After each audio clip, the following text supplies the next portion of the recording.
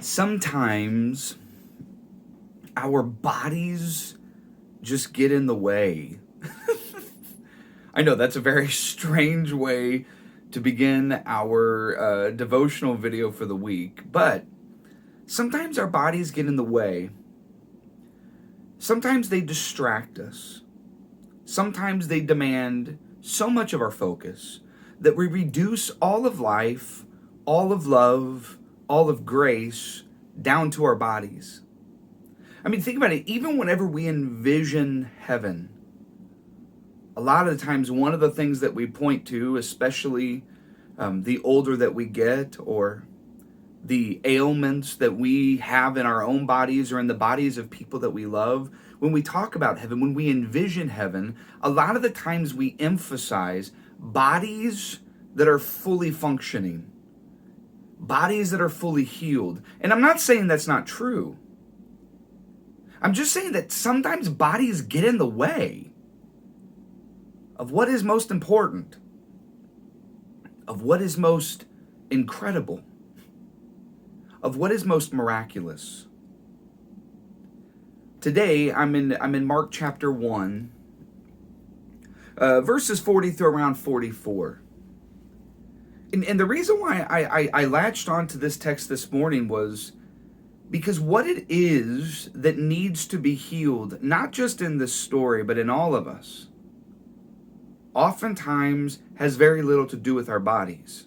Even though we typically reduce down healing narratives to miraculous moments of broken things in the body no longer being broken. And that is a part.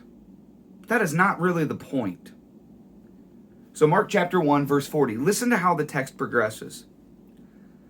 It says, a man with leprosy came to Jesus, and he begged him on his knees, if you are willing, you can make us clean. Now here's the thing that's interesting.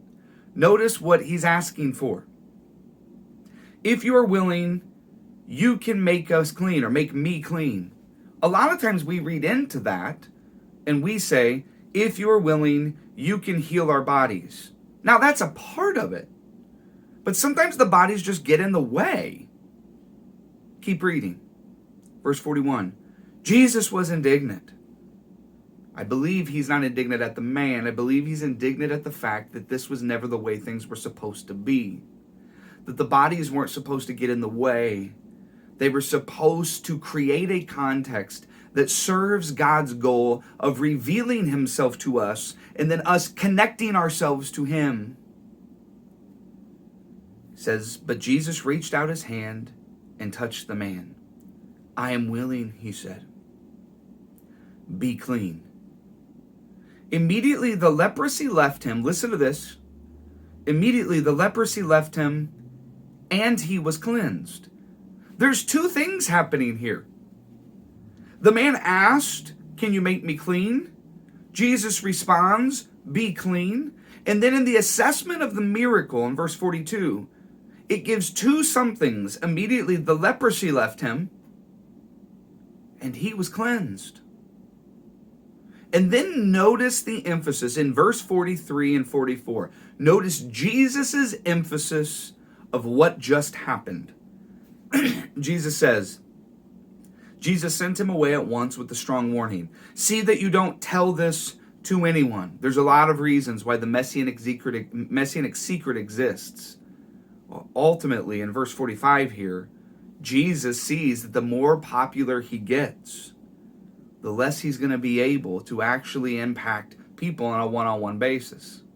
So in this context, the messianic secret is saying, don't impede my ministry by being too excited about what it is I just did. See that you don't tell this to anyone, verse 44. But then listen to this.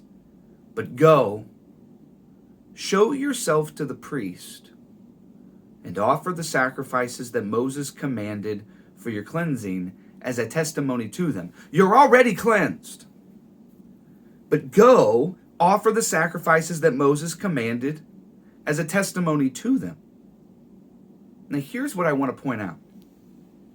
Oftentimes when we think of the healing of the leper, or of the healing of frankly almost any of Jesus' healings, the thing we get enamored by is the fact that something was broken in someone's body, and now because of Jesus' actions, what is broken in their body is no longer broken. Hear me very clearly. I am not against tending to the needs of the body of the people that are around us. Because a lot of the times our bodies scream so loud that until we can silence it, which at times demands healing, sometimes people cannot hear the message. So no, this is not a devotional video that is trying to suggest we ignore the body, that we just completely cast it out. No, that's not what I'm saying. I'm saying it includes that. But it is still bigger than that. For sure, a leper was struggling with this disease that was devastating, leprosy. But what ultimately is more overwhelming is that lepers were disconnected from families. Lepers were cast out of their communities that their families had grown up in for generations. Lepers were not allowed to walk into and be a part of the worship settings because they were unclean. And sure, the disconnection of them was important. The quarantining of them was important because it protected all the people around them.